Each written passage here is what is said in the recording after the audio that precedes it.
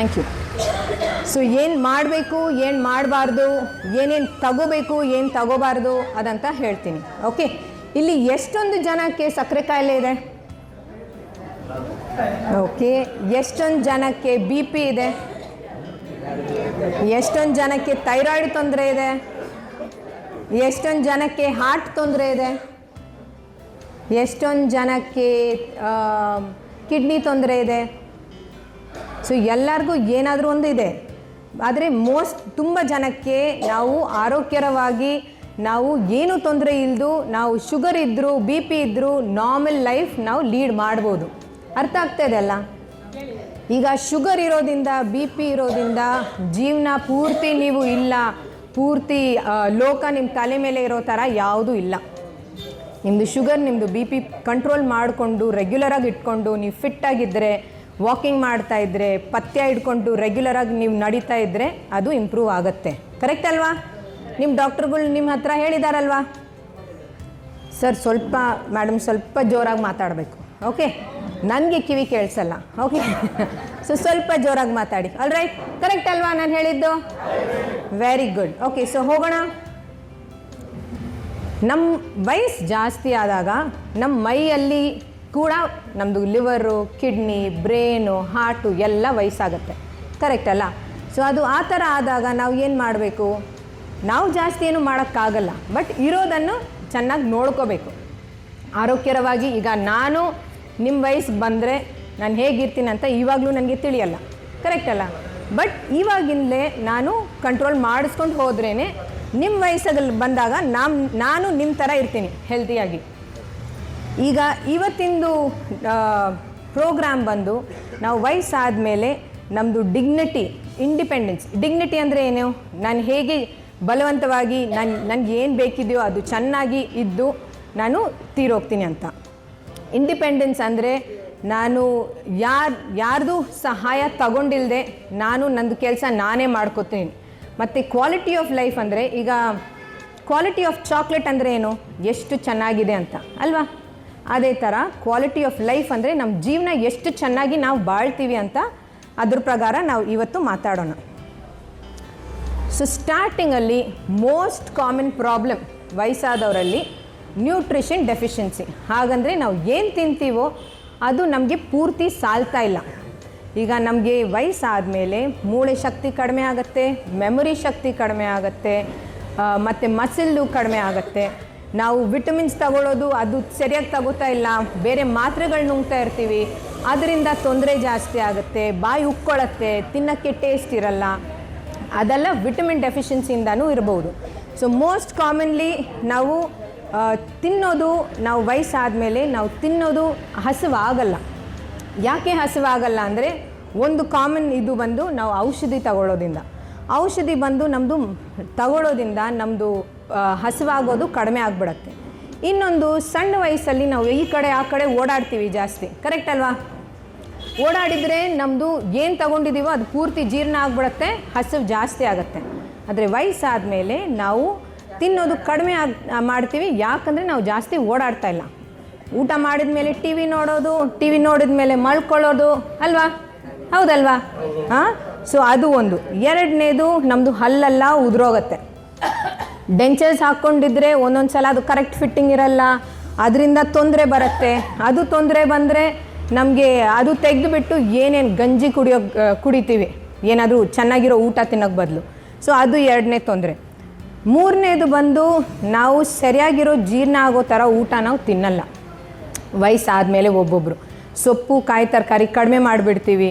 ಏನು ಲೈಟಾಗಿದೆ ಹೊಟ್ಟೆಗೆ ಅದು ನಾವು ತಿಂತೀವಿ. ಓಕೆ. ಸೊ ಮಾತ್ರೆ ನುಂಗೋದ್ರಿಂದ ಇಲ್ಲ ಏನಾದರೂ ತೊಂದರೆ ಇರೋದ್ರಿಂದ ನಮಗೆ ನಮ್ಮ ಬಾಯಲ್ಲಿರೋ ಟೇಸ್ಟು, ವಾಸನೆ ಅದು ಬರಲ್ಲ. ಈಗ ಮುಂಚೆ ಸಣ್ಣ ವಯಸ್ಸಲ್ಲಿ ನೀವು ಊಟ ನೋಡಿದ್ರೆ ಇದು ಚೆನ್ನಾಗಿದೆ, ನನಗೆ ತಿನ್ನಬೇಕಂತ ಆಸೆ ಬರುತ್ತೆ. ಇವಾಗ ಅಷ್ಟೊಂದು ಆಸೆ ಬರಲ್ಲ. ಒಬ್ಬೊಬ್ಬರಿಗೆ ಸಕ್ಕರೆ ಕಾಯಿಲೆ ಇರೋರಿಗೆ ಎಸ್ಪೆಷಲಿ ಈಗಕ್ಕೆ ಶುಗರ್ ನೋಡಿದ ಮೇಲೆ, ಸಕ್ಕರೆ ನೋಡಿದ ಮೇಲೆ ಆಸೆ ಬರುತ್ತೆ, ಅದು ಸ್ವೀಟಾಗಿರೋದು ತಿನ್ನಬೇಕು. ಕರೆಕ್ಟ್ ಅಲ್ಲ? ಸ್ವೀಟಾಗಿರೋದು ಬಾಯಲ್ಲಿ ಹಾಕ್ಕೋಬೇಕು ಅಂತ ಅನಿಸುತ್ತೆ. ಆದರೆ ಸಕ್ಕರೆಗೆ ಬದಲಾಗಿ ಸ್ವಲ್ಪ ಬೆಲ್ಲ ತಗೋಬೋದು. ಏನು ತಗೋಬೋದು? ಬೆಲ್ಲ ತಗೋಬೋದು. ಆದರೆ ಹೇಳೋದು ಇಷ್ಟಲ್ಲ, ಇಷ್ಟು ತಗೋಬೇಕು. ಆಯಿತಾ. ನೀವು ಏನು ತಗೋತೀರೋ ಸ್ವಲ್ಪ ಕ್ವಾಂಟಿಟಿಯಲ್ಲಿ ತಗೋಬೇಕು, ಆವಾಗ ನಿಮ್ಮದು ಶುಗರು ಜಾಸ್ತಿ ಏರಲ್ಲ. ಓಕೆ, ಇಲ್ಲಿ ತನಕ ಏನಾದರೂ ಡೌಟ್ ಇದೆಯಾ, ಏನಾದರೂ ಕೇಳಬೇಕಾ? Yes sir. ಬೆಲ್ಲದಲ್ಲಿ ಕಾಂಪ್ಲೆಕ್ಸ್ ಕಾರ್ಬೋಹೈಡ್ರೇಟ್ಸ್ ಇದೆ, ಶುಗರಲ್ಲಿ ಸಿಂಪಲ್ ಕಾರ್ಬೋಹೈಡ್ರೇಟ್ಸ್ ಇದೆ. ಸೊ ಸಿಂಪಲ್ ಕಾರ್ಬೋಹೈಡ್ರೇಟ್ ಅಂದರೆ ತಗೊಂಡ ತಕ್ಷಣ ನಿಮ್ಮ ರಕ್ತ ಒಳಗಡೆ ಹೋಗ್ಬಿಡುತ್ತೆ. ಬೆಲ್ಲ ಅಲ್ಲಿ ನೀವು ಸ್ವಲ್ಪ ತೊಗೊಂಡ್ರೆ ಅದು ಕಾಂಪ್ಲೆಕ್ಸ್ ಕಾರ್ಬೋಹೈಡ್ರೇಟ್, ಅದು ಒಡೆಯೋ ಟೈಮಲ್ಲಿ by the time it breaks down in your stomach, it takes longer to come into the blood. Okay, ಕಾಲು ಅಂದರೆ ಹಾಂ, ಸೊ ಅದು ಶುಗರಿಂದ ಇರುತ್ತೆ. I think that will be a separate topic. ಸಕ್ಕರೆ ಕಾಯಿಲೆ, ಬಿ ಪಿ ಕಾಯಿಲೆ ಎಲ್ಲ ಒಂದು ಸೆಪ್ರೇಟ್ ಟಾಪಿಕ್, ಅದಕ್ಕೆ ಒಂದು 2 ಅವರ್ ಬಿಡಬೇಕು ಸಪ್ರೇಟಾಗಿ. ಓಕೆ, ಸೊ ಇವತ್ತಿಂದು ನಾನು ಬರೀ ಸೂಪರ್ಫಿಷಿಯಲ್ ಆಗಿ ಏನೇನು ನಿಮಗೆ ಬೇಕಿದೆ ಅಂತ ಅಂದಾಜಲ್ಲಿ ಹೇಳ್ತೀವಿ. ತಿರ್ಗಾ ಬೇಕಿದ್ರೆ ನಾವು will decide and will do that topic. Okay okay, so nutrition ಡೆಫಿಷಿಯನ್ಸಿಯಲ್ಲಿ ನಾನು ಹೇಳಿದ ಥರ ಮೂಳೆ ಶಕ್ತಿ ಕಡಿಮೆ ಆಗುತ್ತೆ. ಸೊ ಅದಕ್ಕೆ ನಮಗೆ ಕ್ಯಾಲ್ಶಿಯಮ್ಮು, ವಿಟಮಿನ್ ಡಿ ಬೇಕಿದೆ. ಈಗ ವಿಟಮಿನ್ ಡಿ ನಾವು ಬಿಸಿಲಲ್ಲಿ ನಿಂತ್ಕೊಂಡ್ರೂ ಕೂಡ ನಮಗೆ ವಿಟಮಿನ್ ಡಿ ಬರುತ್ತೆ, ಆದರೆ ಅದು ಉತ್ಪನ್ನ ಆಗೋಕ್ಕೆ ಕೂಡ ನಮ್ಮ ಮೈಯಲ್ಲಿ ಸ್ವಲ್ಪ ಶಕ್ತಿ ಇರಬೇಕು. ಓಕೆ, ಸೊ ಅದಕ್ಕೆ ನಾವು ಹಾಲು, ಮೊಸರು, ಮಜ್ಜಿಗೆ, ನೀವು ಮೊಟ್ಟೆ ಎಲ್ಲ ತಿಂತೀರಂದರೆ ಮೊಟ್ಟೆ ತಗೋಬೋದು, ನಾನ್ ವೆಜ್ ತಗೋಬೋದು. ಈಗಕ್ಕೆ ಗೌರ್ಮೆಂಟ್ ಬಂದು ಅಯೋಡೈಸ್ ಸಾಲ್ಟಲ್ಲಿ ಫಾರ್ಟಿಫೈಡ್ ವೈಟಮಿನ್ ಡಿ ಅಂತ ಬರ್ತಾರೆ, ಹಾಲಲ್ಲಿ ಫಾರ್ಟಿಫೈಡ್ ವೈಟಮಿನ್ ಡಿ ಅಂತ ಬರುತ್ತೆ. ಹಾಗಂದರೆ ಹಾಲಲ್ಲಿ ಗೌರ್ಮೆಂಟು ಎಕ್ಸ್ಟ್ರಾ ವೈಟಮಿನ್ ಡಿ ಎಲ್ಲ ಆ್ಯಡ್ ಮಾಡಿರ್ತಾರೆ, ಅರ್ಥ ಆಯ್ತಲ್ಲ. ಸೊ ಅದು ನಾವು ಬೇಕಿದೆ. ಎರಡನೇದು ನಮ್ಮದು ಪ್ರೋಟೀನ್ ಬೇಕಿದೆ. ವಯಸ್ಸಾದಮೇಲೆ ನಮಗೆ ಪ್ರೋಟೀನ್, ಕೊಬ್ಬಿಗಿನ ಅಂಶ ಕಡಿಮೆ ಆಗಿಬಿಟ್ಟು ಪ್ರೋಟೀನು ಜಾಸ್ತಿ ಬೇಕು. ಈಗ ವಯಸ್ಸಾದಮೇಲೆ ಏನಾಗುತ್ತೆ, ನಾವು ಏನು ತಿಂತೀವೋ ಅದು ಮಾಂಸ ಅಂತ ಹೋಗಲ್ಲ, ಅದು ಮಾಂಸ ಆಗಲ್ಲ. It will not become muscle, it will become fat, ಆಯಿತಾ. ಸೊ ಅದಕ್ಕೆ ನಾವು ಪ್ರೋಟೀನಿನ ಅಂಶ ವಯಸ್ಸಾದಮೇಲೆ ಸ್ವಲ್ಪ ಜಾಸ್ತಿ ತಗೋಬೇಕು. ಅದು ಮೊಟ್ಟೆಯಲ್ಲಿದೆ, ಮಾಂಸ ಅಲ್ಲಿದೆ, ಮತ್ತು ಇದು ದಾಲು, ಮತ್ತು ಅವ್ರದ್ದು ಬೀನ್ಸು, ಕಾಯಿ ತರಕಾರಿಯಲ್ಲಿ ಜಾಸ್ತಿ ಇದೆ. ಇನ್ನೊಂದು ಫೈಬರ್ ಅಂತ ನಾವು ಹೇಳ್ತೀವಿ. ಫೈಬರ್ ಅಂದರೆ ನಮ್ಮದು ಜೀರ್ಣ ಆಗೋಕ್ಕೆ, ನಮ್ಮದು ಫೈಬರ್ ಅಂತ ಇರೋದು ನೀರೆಲ್ಲ ತಗೊಂಡು ಅದು ಮೋಷನ್ ಎಲ್ಲ ಕ್ಲಿಯರಾಗಿ ಪಾಸ್ ಮಾಡೋಕ್ಕೆ ಫೈಬರ್ ಬೇಕಾಗಿರೋದು. ಓಕೆ, ಡೈಜೆಷನ್ಗೂ ಅದು ಬೇಕು. 4ನೇದು ಮೋಸ್ಟ್ ಇಂಪಾರ್ಟೆಂಟ್, ಎಲ್ಲರೂ ಎಷ್ಟೊಂದು ನೀರು ಕುಡಿತೀರಾ ಒಂದು ದಿವಸಕ್ಕೆ? 2 ಲೀಟ್ರಾ, 3, 5 ಸಾರಿ, 6 ಸಾರಿ. ಅದು ಎಷ್ಟು ದೊಡ್ಡ ಗ್ಲಾಸು, ಎಷ್ಟು ನೀರು? 1/4 ಲೀಟರ್. ಸೊ ಒಂದು ದಿವಸಕ್ಕೆ ನಿಮಗೆ ಕಿಡ್ನಿ ತೊಂದರೆ ಇಲ್ಲ, ಹಾರ್ಟ್ ತೊಂದರೆ ಇಲ್ಲ ಅಂದರೆ ಒಂದು ದಿವಸಕ್ಕೆ ಮಿನಿಮಮ್ 3 ಲೀಟ್ರ್ ಎಷ್ಟು ಬಾಟ್ಲಿಟ್ಟು ಲೆಕ್ಕ ಇಡಬೇಕು. ಕರೆಕ್ಟ್ ಅಲ್ವಾ? ಈಗ ನೀವು ಅನ್ಕೋತೀರಾ, ಸರಿ ಏನಪ್ಪ ಈ ಡಾಕ್ಟ್ರು ಬರೀ ಕ್ಯಾಲ್ಶಿಯಮು, ವಿಟಮಿನ್ ಅಂತ ಮಾತಾಡ್ತಾರೆ, ಇದು ಮನೆಗೆ ಹೋಗಿದ್ಮೇಲೆ ನನಗೆ ಹೇಗೆ ತಿಳಿಯುತ್ತೆ ಇದು ಕ್ಯಾಲ್ಶಿಯಂ ಹೇಗೆ ಕೊಡೋದು, ವಿಟಮಿನ್ ಹೇಗೆ ಕೊಡೋದು ಅಂತ? ಇದು ನಿಮಗೆ ತಿಳಿಯುತ್ತೆ. ಈಗ ಇದು ನಿಮ್ಮದು ತಟ್ಟೆ, ಆಯಿತಾ? ನಿಮ್ಮ ತಟ್ಟೆಯಲ್ಲಿ 3/4 ಭಾಗ ಕಾಯಿ ತರಕಾರಿ ಇರಬೇಕು. ಸಕ್ಕರೆ ಕಾಯಿಲೆ ಇರೋರು ಭೂಮಿ ಕೆಳಗಡೆ ಬರೋ ಕಾಯಿ ತರಕಾರಿ ತಗೋಬಾರ್ದು. ಆಲೂಗಡ್ಡೆ, ಬೀಟ್ರೂಟು, ಕ್ಯಾರೆಟು ಏನು ಭೂಮಿ ಕೆಳಗಡೆ ಬೆಳೆಯುತ್ತೆ ಅದು ತಗೋಬಾರ್ದು. ಅದು ಭೂಮಿ ಮೇಲೆ ಇರೋದು ಸೊಪ್ಪು, ಬೀನ್ಸು, ಕ್ಯಾಬೇಜು, ಕಾಲಿಫ್ಲವರ್ ಅದೆಲ್ಲ ನೀವು ಧೈರ್ಯವಾಗಿ ತಗೋಬೋದು. ಓಕೆ, ಸೊ 3/4 ಭಾಗ ನಿಮ್ಮದು ವೆಜಿಟೇಬಲ್ಸು. ಆಮೇಲೆ ಸ್ವಲ್ಪ ಫ್ರೂಟ್ಸ್ ತಗೋಬೋದು, ಅದು 1/4 ಭಾಗ, ಆಯಿತಾ? 1/4 ಭಾಗ ನೀವು ತಗೊಂಡ್ರೆ ಅದು ಸಕ್ಕರೆ ಕಾಯಿಲೆ ಇರೋರಿಗೆ ಸ್ಪೆಸಿಫಿಕ್ಕಾಗಿ ಹೇಳ್ತೀನಿ. ಅವರು ಫ್ರೂಟ್ಸ್ ಏನಾಗುತ್ತೆ ಅಂದರೆ ತುಂಬ ಹಣ್ಣಾದರೆ ತುಂಬ ಸ್ವೀಟ್ ಆಗುತ್ತೆ, ಕರೆಕ್ಟ್ ಅಲ್ವಾ? ಸೊ ಸ್ವಲ್ಪ ಕಾಯಾಗಿದ್ದಾಗ ತಗೊಳ್ಳಿ. ಬರೀ ಸಪೋಟ, ಸೀತಾಫಲ, ಹಳಸು ಹಣ್ಣು, ಮಾವಿನ ಹಣ್ಣು ಅದು 4 ನೀವು ತಗೋಬಾರ್ದು. ಯಾವುದು? ಸೀತಾಫಲ, ಹಳಸು ಹಣ್ಣು, ಮಾವಿನ ಹಣ್ಣು, ಸಪೋಟ ಅದು 4 ತಗೋಬಾರ್ದು. ಅಗೇನ್ ಹೇಳಿದ ಥರ ನೀವು ಇಷ್ಟು ತಗೋಬಾರ್ದು, ಇಷ್ಟು ತಗೋಬೇಕು. ಅದಕ್ಕೆ ಅದು ಅಲ್ಲಿ ತೋರಿಸ್ತಿದೆ ಎಷ್ಟೊಂದು, ಬರೀ 1/4 ಭಾಗ. ಅರ್ಥ ಆಯ್ತಲ್ಲ? ನೆಕ್ಸ್ಟು ನಿಮ್ಮದು ಪ್ರೋಟೀನಲ್ಲಿ ನೀವು ಏನು ತಗೋತೀರಾ? ಮೊಟ್ಟೆ ತಗೋಬೋದು, ಇಲ್ಲ ನಿಮ್ಮದು ಸೊಪ್ಪು, ಕಾಯಿ ತರಕಾರಿ, ಬೀನ್ಸು ಮತ್ತು ದಾಲು ಅದೆಲ್ಲ ನೀವು ತಗೋಬೋದು. ಹೋಲ್ ಗ್ರೇನ್ಸ್ ಅಂದರೆ ಈಗ ಶುಗರ್ ಪೇಷಂಟ್ಸ್ಗೆ ಅನ್ನ ತಗೋಬಾರ್ದು. ನೀವು ಬ್ರೋಕನ್ ವೀಟ್ ತಗೋಬೋದು, ಚಪಾತಿ, ರೋಟಿ, ರಾಗಿ, ರವೆ, ಮಿಲ್ಲೆಟ್ಸು ಅದೆಲ್ಲ ನೀವು ತಗೋಬೋದು. ಓಕೆ, ಸೊ ನಿಮ್ಮ ತಟ್ಟೆಯಲ್ಲಿ ಫಸ್ಟು 2 ದೊಡ್ಡ ಭಾಗ ಮಾಡಿ, ಅದು 2 ದೊಡ್ಡ ಭಾಗ ಅಲ್ಲಿ 1 ಭಾಗ ಅಲ್ಲಿ ನಿಮ್ಮದು ಅನ್ನ, ಇಲ್ಲ ನೀವು ಚಪಾತಿ ರೊಟ್ಟಿ ಅದು ತಗೋತಾ ಇದ್ದರೆ ಅದು ಅರ್ಧ. ಮಿಕ್ಕಿದ್ದು ನಿಮ್ಮದು ಪ್ರೋಟೀನು, ಅದು ನಿಮ್ಮದು ದಾಲು, ಕಾಯಿ ತರಕಾರಿ ಮತ್ತು ಇದು ಸೊಪ್ಪು ಅದೆಲ್ಲ ಇಲ್ಲಿ ಬರುತ್ತೆ. ಇಲ್ಲ ಮೊಟ್ಟೆ ತಿಂತೀರಂದರೆ ಅದು ಬರುತ್ತೆ. ನೆಕ್ಸ್ಟು ವೆಜಿಟೇಬಲ್ಸ್ ಅಂದರೆ ಮಿಕ್ಕಿದ್ದು ಕಾಯಿ ತರಕಾರಿ ಏನು ತಗೋಬೋದು ಅದು. 4ನೇದು ನಿಮ್ಮದು ಫ್ರೂಟ್ಸ್. ಸೊ ಡೈಲಿ ನೀವು ತಿನ್ನೋದು 3 ಟೈಮ್ ತಿನ್ನೋಕ್ಕೆ ಬದಲು ಸೆಂಟ್ರಲ್ಲಿ ಸ್ವಲ್ಪ ಗ್ಯಾಪ್ಸ್ ಕೊಟ್ಟು 5 ಟೈಮ್ ತಿನ್ನೋದು ಒಳ್ಳೆಯದು. Small frequent meals. ಸೊ ಈಗಕ್ಕೆ ನೀವು 3 ಇಡ್ಲಿ ತಿಂತೀರಂದರೆ ಬ್ರೇಕ್ಫಾಸ್ಟ್ಗೆ 2 ಇಡ್ಲಿ ತಿನ್ನಿ. ತಿರ್ಗಾ 11 ಗಂಟೆಗೆ ನೀವು ಏನಾದರೂ ಇದು ತಗೋಬೇಕು, ಫ್ರೂಟ್ ಏನಾದರೂ ಮೂಸಂಬಿ ಇಲ್ಲ ಆರೆಂಜು ಆ ಥರ. ತಿರ್ಗಾ ಮಧ್ಯಾಹ್ನ 1-1:30ಗೆಲ್ಲ ಊಟ ಮಾಡಿ 5-5:30ಗೆ ನೀವು ತಿರ್ಗಾ ಒಂದು ಸಣ್ಣ ಫ್ರೂಟ್ಸ್. ಬಾಳೆಹಣ್ಣು ಸಣ್ಣ ತಗೋಬೋದು ಸರ್, ಪಪ್ಪಾಯ ಕೂಡ ಸ್ವಲ್ಪ ತಗೋಬೋದು. ಸಣ್ಣದು ಸ್ವಲ್ಪ ಕಾಯಾಗಿದ್ದಾಗ, ಸ್ವಲ್ಪ ಜಾಸ್ತಿ ಹಣ್ಣಾದರೆ ತುಂಬ ಸ್ವೀಟ್ ಆಗಿಬಿಡುತ್ತೆ. ಹೇಳಿದ ಥರ ಸಣ್ಣದು ಏಲಕ್ಕಿ ಬಾಳೆಹಣ್ಣು ಪರವಾಗಿಲ್ಲ, ದೊಡ್ಡ ಬಾಳೆಹಣ್ಣು ಬೇಡ. ಓಕೆ, ಇದರಲ್ಲಿ ಏನಾದರೂ ಡೌಟ್ಸ್ ಇದೆಯಾ? ಎಲ್ಲರೂ ನಿದ್ರೆ ಮಾಡ್ತಾ ಇದ್ದೀರಾ? ಇಲ್ಲ. ಓಕೆ, ಸೊ ನೆಕ್ಸ್ಟ್ ಬಂದು ನಾವು ಆರ್ಥ್ರೈಟಿಸ್ ಅಂತ ಕೇಳಿದ್ದೀರಾ? ಎಷ್ಟೊಂದು ಜನಕ್ಕೆ ಆರ್ಥ್ರೈಟಿಸ್ ಇದೆ? ಜಾಯಿಂಟ್ ಪೇನ್, ಮೊಣಕಾಲು ನೋವಿರೋದು. ಓಕೆ, ಸೊ ಏನಕ್ಕೆ ಬರುತ್ತೆ ಅಂತ ನಿಮ್ಮ ಡಾಕ್ಟರ್ ಹೇಳಿದಾರಾ? ಏನಕ್ಕೆ ಬರುತ್ತೆ ಅಂತ ನಿಮ್ಮ ಡಾಕ್ಟರ್ ನಿಮಗೆ ಹೇಳಿದಾರಾ? ಯಾರಾದರೂ? ವೇಟ್ ಜಾಸ್ತಿ ಇರೋದ್ರಿಂದ, ಮತ್ತು standing okay, walking okay. So ಏನಾಗುತ್ತೆ, 2 ಜಾಯಿಂಟ್ ಸೆಂಟ್ರಲ್ಲಿ ಮಾಮೂಲಾಗಿ ಕಾರ್ಟ್ಲೇಜ್ ಅಂತ ಒಂದಿರುತ್ತೆ. ನಾವು ಜಾಸ್ತಿ ಸಣ್ಣ ವಯಸ್ಸಿಂದ ಜಾಸ್ತಿ ನಡೀತಾ ಇರೋದ್ರಿಂದ, ಅದಕ್ಕೆ ನಡೆಯೋದು ಬೇಡ ಅಂತ ಅಲ್ಲ, ನಡಿಬೇಕು, ಲಿಮಿಟಲ್ಲಿ ನಡಿಬೇಕು. ಓಕೆ, ಆ್ಯಂಡ್ ಎಕ್ಸಸೈಸ್ ಮಾಡಿದರೆ ಇದೆಲ್ಲ ಇಂಪ್ರೂವ್ ಆಗುತ್ತೆ. ಸೊ ಏನಾಗುತ್ತೆ, ನಮ್ಮದು ಕಾರ್ಟ್ಲೇಜ್ ಇರೋದು ಸೌದೋದ್ರೆ ಏನಾಗುತ್ತೆ, 2 ಮೂಲೆನೂ ಟಚ್ ಆಗುತ್ತೆ, ಆವಾಗ ನೋವು ಜಾಸ್ತಿ ಆಗುತ್ತೆ, ಕಾಲು ಊತ ಬರುತ್ತೆ. ಆದ್ದರಿಂದ ಡಾಕ್ಟ್ರ್ ಏನು ಹೇಳ್ತಾರೆ, ಇಷ್ಟು ಮಟ್ಟ ನಾವು ತೆಗೆದುಬಿಟ್ಟು ಜಾಯಿಂಟ್ ರೀಪ್ಲೇಸ್ ಮಾಡೋಣ ಅಂತ ಹೇಳ್ತಾರೆ. ಅರ್ಥ ಆಯ್ತಲ್ಲ? ಆಸ್ಟಿಯೋ ಆರ್ಥ್ರೈಟಿಸ್ ಬಂದು ವಯಸ್ಸು ಆದಮೇಲೆ ಇಲ್ಲ ಜಾಯಿಂಟ್ ವೇರ್ ಆ್ಯಂಡ್ ಟೇರ್ ಸೌದೋಗೋದ್ರಿಂದ ಅದು ಆಗುತ್ತೆ. ಮೇನಾಗಿ ಸೊಂಟ, ಹಿಪ್ಪಲ್ಲಿ ಮತ್ತು ಬ್ಯಾಕಲ್ಲಿ ಮತ್ತು ಮೊಣಕಾಲು is the most common joint. ಆಯಿತಾ? ಮೊಣಕಾಲು, ಹಿಪ್ಪು ಮತ್ತು ಬ್ಯಾಕ್. ಅರ್ಥ ಆಯ್ತಲ್ಲ? Yes, no?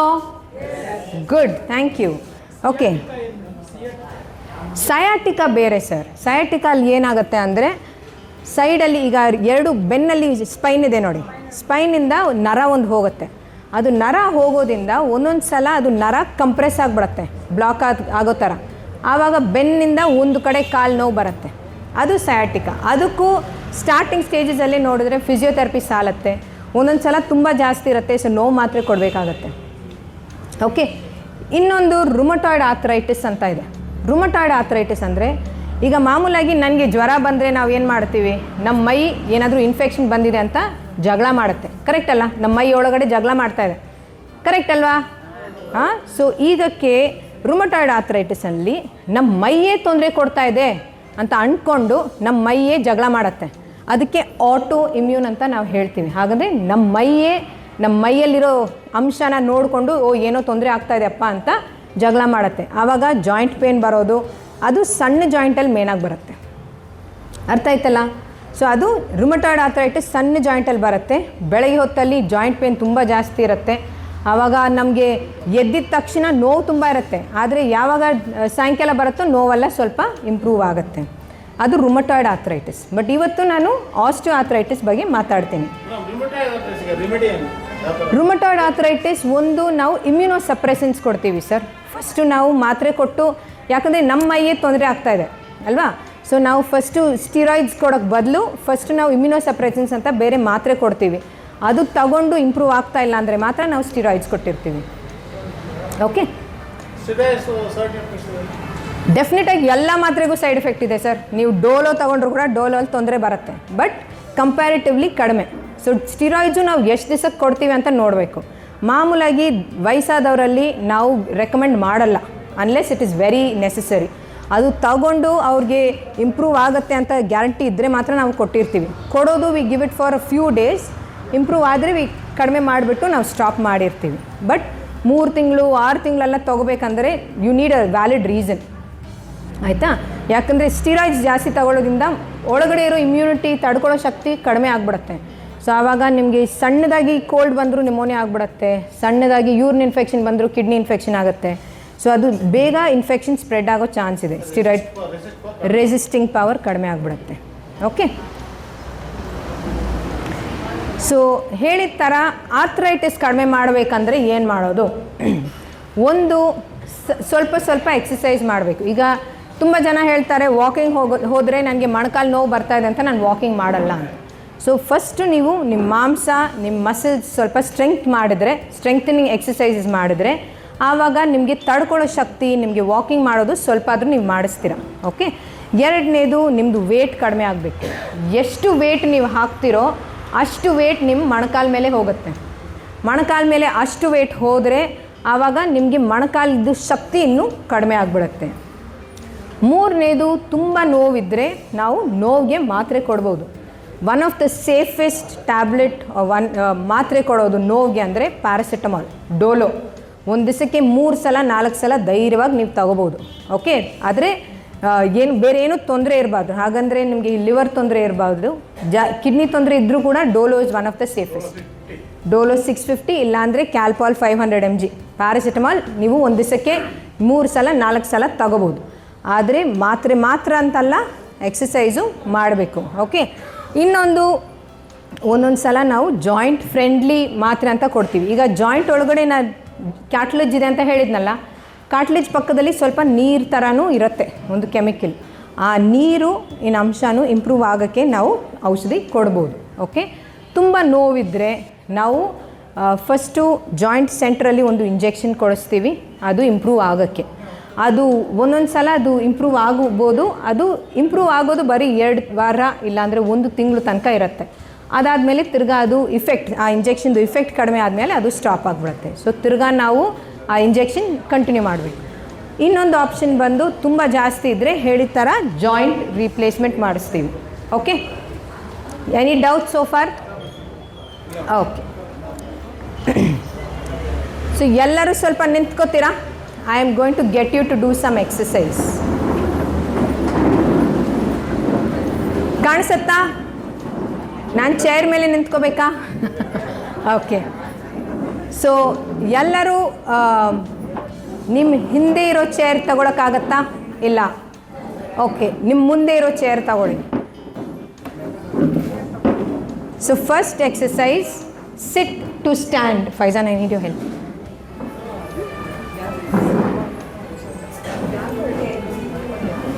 Thank you. Sit to stand ಅಂದರೆ ನಿಮ್ಮ 2 ಕೈಯು ಇಲ್ಲಿ ಹಾಕ್ಕೊಳ್ಳಿ.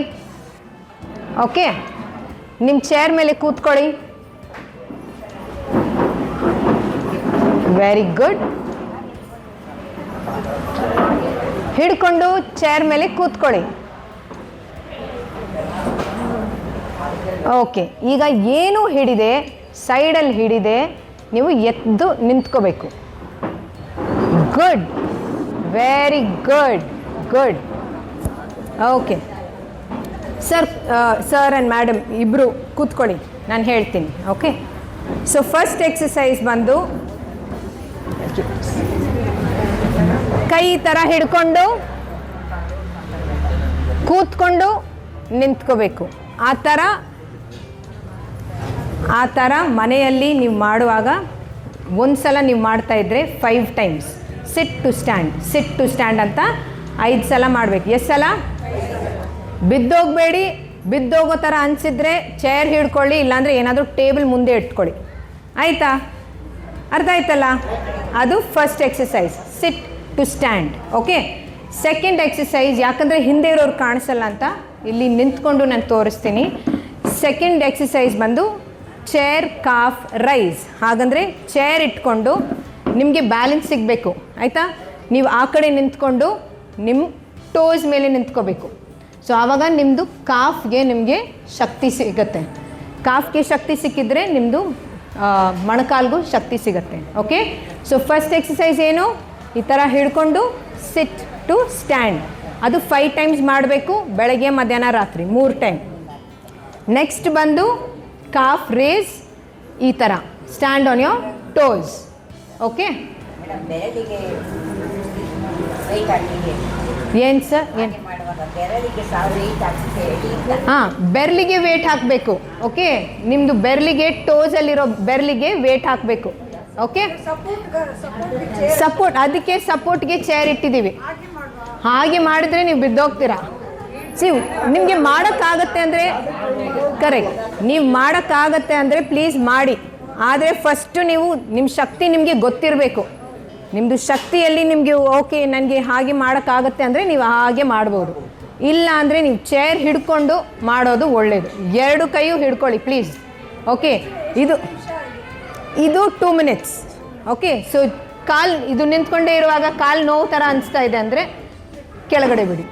ಇದು ಹೇಗಂದರೆ ನೀವು ಹೀಲ್ಸ್ ಚಪ್ಪಲಿ ಹಾಕ್ಕೊಂಡ್ರೆ ಹೇಗೆ ನಿಂತ್ಕೊಳ್ತೀರಾ ಆ ಥರ ನಿಂತ್ಕೋಬೇಕು. ಅರ್ಥ ಆಯ್ತಲ್ಲ? ಓಕೆ, 10 ಟೈಮ್ಸ್ ಮಾಡಿದ್ರೆ ಸಾಕು. ಈಗ ನಾನು ಹೇಳೋ ಎಕ್ಸಸೈಸ್ ಅಲ್ಲ, ಒಂದು ದಿವಸಕ್ಕೆ 15-20 ಮಿನಿಟ್ಸ್ ಮಾಡಿದರೆ ಬೆಳಗ್ಗೆ ಮಧ್ಯಾಹ್ನ ರಾತ್ರಿ ನಿಮಗೆ ಕಾಣಿಸುತ್ತೆ ಎಷ್ಟು ಇಂಪ್ರೂವ್ಮೆಂಟ್ ಆಗಿದೆ ಅಂತ. ಓಕೆ, 3ನೇ ಎಕ್ಸಸೈಸ್ ಬಂದು ಹಿಪ್ ಅಬ್ಡಕ್ಷನ್. ಹಾಗಂದರೆ ನಾನು ಚೇರ್ ಹಿಡ್ಕೊಂಡು ನನ್ನ ಸೊಂಟನ ಆ ಕಡೆ ತೆಗಿತೀನಿ, ಆ ಥರ. ಅರ್ಥ ಆಯ್ತಲ್ಲ? Okay, chair abduction. ತಿರ್ಗಾ ಈ ಕಡೆ ಮಾಡಬೇಕಂದ್ರೆ ಈ ಕಡೆ ತಿರ್ಕೊಂಡು. ಅರ್ಥ ಆಯ್ತಲ್ಲ? ಎಸ್, ನೋ, ನಿದ್ದೆ ಮಾಡ್ತಾ ಇದ್ದೀರಾ? ಓಕೆ, ನೆಕ್ಸ್ಟ್ ಬಂದು ಹಿಪ್ ಎಕ್ಸ್ಟೆನ್ಷನ್. ಹಾಗಂದರೆ ಹಿಪ್ಪನ್ನು ನಿಮ್ಮ ಕಾಲಿಂದ ದೂರ ತಗೋತೀರಂತ. ಸೊ ಆವಾಗ ಏನು ಮಾಡಿ, ತಿರ್ಗಾ ವಾಲ್ ಕಡೆ ಫೇಸ್ ಮಾಡಿಕೊಂಡು ಇದು ಹಿಡ್ಕೊಂಡು ಹಿಂದೆ. ಅರ್ಥ ಆಯ್ತಲ್ಲ? ನೆಕ್ಸ್ಟು ಈ ಕಾಲು ಏನು ಮಾಡಿ, each time you are lifting it. ಯಾವಾಗ ನೀವು ಎತ್ತೀರೋ ಕೌಂಟ್ ಟು 5, 1, 2, 3, 4, 5, ಸ್ಟಾಪ್ ಮಾಡಿ. Next leg. ಓಕೆ, ಅರ್ಥ ಆಯ್ತಲ್ಲ? ಸೊ ಅದು 4ನೇ ಎಕ್ಸಸೈಸ್.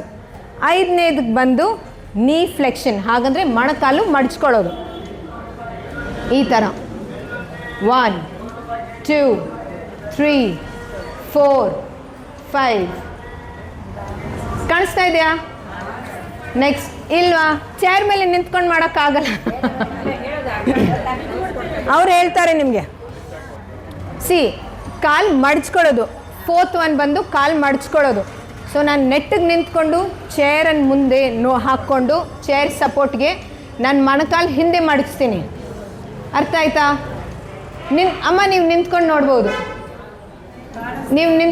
ನೋಡ್ಬೋದು. ಕಾಣಿಸ್ತಿದ್ಯಾ? ಯಾರಿಗೆ ಕಾಣಿಸ್ತಿಲ್ಲ ಸ್ವಲ್ಪ ನಿಂತ್ಕೊಂಡು ನೋಡಿ. ಓಕೆ, ಆಯಿತಾ? ಆಪ್ರೇಷನ್ ಆದವ್ರಿಗೂ ಮಾಡ್ಬೋದಮ್ಮ, ಏನು ಪ್ರಾಬ್ಲಮ್ ಬರಲ್ಲ.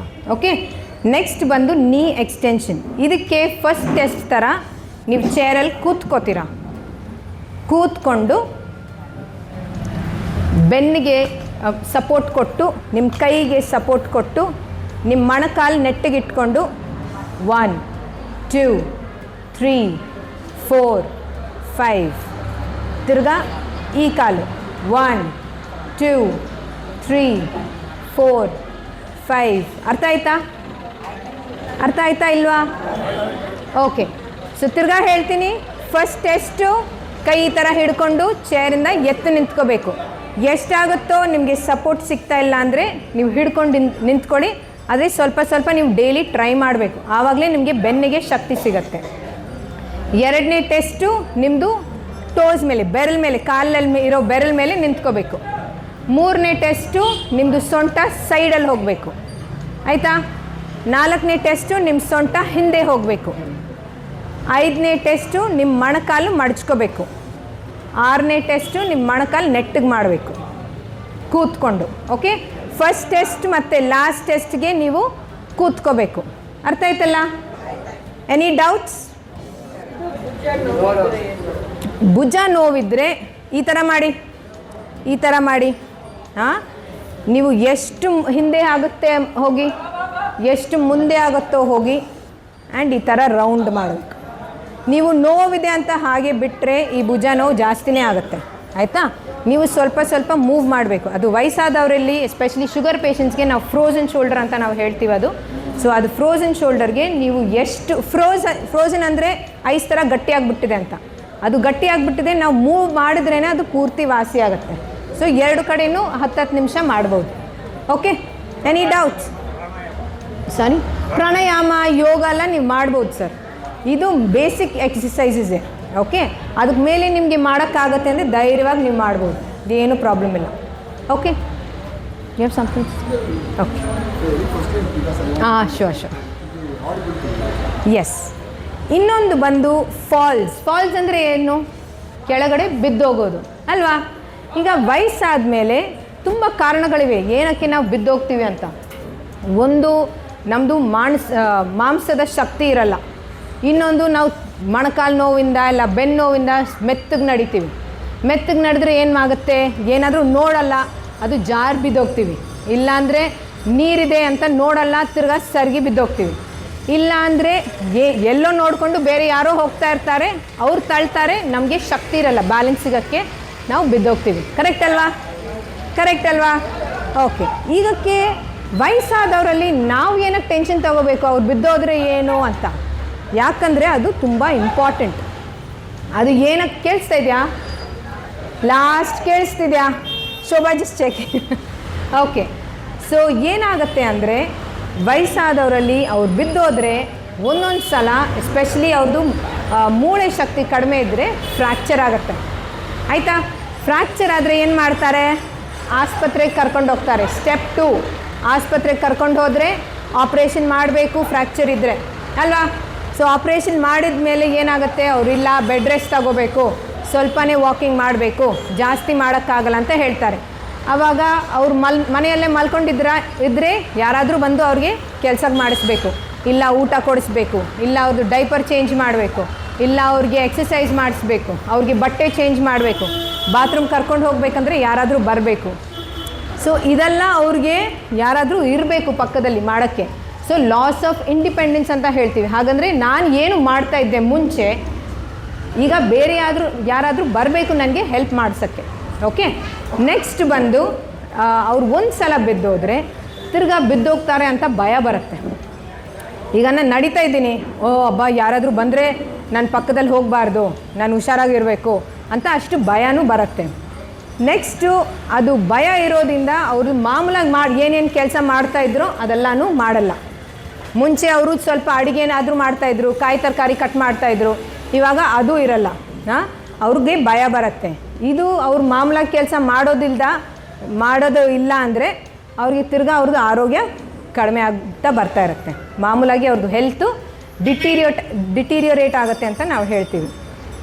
ಅದು ಡಿಟೀರಿಯೋರೇಟ್ ಆದರೆ ಏನಾಗುತ್ತೆ, ತಿರ್ಗಾ ಅವರು ಬೆಡ್ಡಲ್ಲೇ ಇರ್ತಾರೆ, ಅವರು ಚೇರ್ಗೂ ಹೋಗಲ್ಲ, ಇಲ್ಲ ನಾನು ಇಲ್ಲೇ ಕೂತಿರ್ತೀನಿ, ನೀವೇನು ಮಾಡ್ತೀರೋ, ನೀವು ಹೊರಗಡೆ ಹೋಗ್ತೀರಂದರೆ ನೀವು ಹೋಗ್ಕೊಂಡು ಬನ್ನಿ, ನಾನು ಬರಲ್ಲ ಅಂತ ಹೇಳ್ತಾರೆ. ಸೊ ಅದಕ್ಕೆ ನಾವು ಫಾಲ್ಸ್ ಅಂದರೆ ನಾವು ಅಷ್ಟೊಂದು ಇಂಪಾರ್ಟೆನ್ಸ್ ಕೊಟ್ಟು ಯಾರು ವಯಸ್ಸಾದವರು ಎಷ್ಟಾಗುತ್ತೋ ಫಾಲ್ಸ್ ನಾವು ಪ್ರಿವೆಂಟ್ ಮಾಡಬೇಕು, ಅವಾಯ್ಡ್ ಮಾಡಬೇಕು. ಲೈಟ್ ಒಂದು ರೂಮಲ್ಲಿ ಕಡಿಮೆ ಇರುತ್ತೆ, ಹಾಗೆ ಲೈಟ್ ಹಾಕಿಲ್ಲದೆ ಹೋಗ್ತಾರೆ, ಎಲ್ಲಾದರೂ ಹೊಡ್ಕೊಳ್ಳುತ್ತೆ, ಅದರಿಂದನೂ ಫ್ರ್ಯಾಕ್ಚರ್ ಆಗ್ಬೋದು. ಅಂದಾಜಲ್ಲಿ ವರ್ಲ್ಡ್ ವೈಡ್ ಪೂರ್ತಿ ಸುತ್ತ ಗ್ಲೋಬಲಿ ಒಂದು ವರ್ಷ ಅಲ್ಲಿ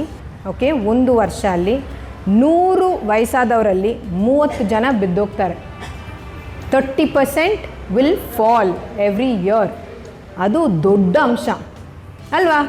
ಯಾಕಂದರೆ ಅದು ಬಿದ್ದೋದ್ಮೇಲೆ ಅದು ತನಕ ಅವ್ರು ಚೆನ್ನಾಗಿರ್ತಾರೆ, ಬಿದ್ದೋದ್ಮೇಲೆ ಏನಾಗುತ್ತೆ, hospital cost, medicine cost, operation cost, ಮನೇಲಿರೋಕ್ಕೆ ಯಾರಾದರೂ ಕೇರ್ ಗಿವರ್ ಇಟ್ಕೋಬೇಕು, ಅದ್ರದ್ದು ಕಾಸ್ಟು ಎಲ್ಲ ಶುರು ಆಗಿಬಿಡುತ್ತೆ ಅಲ್ವಾ?